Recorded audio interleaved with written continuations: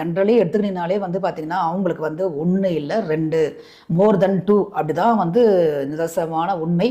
இது நிறைய பேருக்கு வந்து அமைப்பு உண்டுங்க இந்த மாதிரி. இந்த கார்னர்ஸில் வருது இல்லைங்களா, அந்த மிதுனம், கன்னி, அதுக்கப்புறம் தனுசு, மீனம், இதுதான் வந்து உபயராசிகள். இவங்க எல்லாருக்குமே வந்து பார்த்திங்கன்னா அந்த மாதிரி ஒரு டுயல் நேச்சர் அப்படின்றது வந்து பேசிக்காகவே இருக்கும்.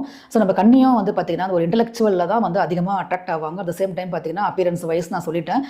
நெக்ஸ்ட் வந்து பார்த்திங்கன்னா இவங்க எதிர்பார்க்கக்கூடிய ஒரு விஷயம் என்னவா இருக்கும் அப்படின்னு பார்த்திங்கன்னா, அந்த பர்சன் வந்து இவங்க லைஃப்பில் என்ட்ரி ஆனாங்கன்னா இவங்களுக்கு அவங்க வந்து யூஸ்ஃபுல்லாக இருப்பாங்களா, அதாவது வந்து அனலைஸ் பண்ணுவாங்க.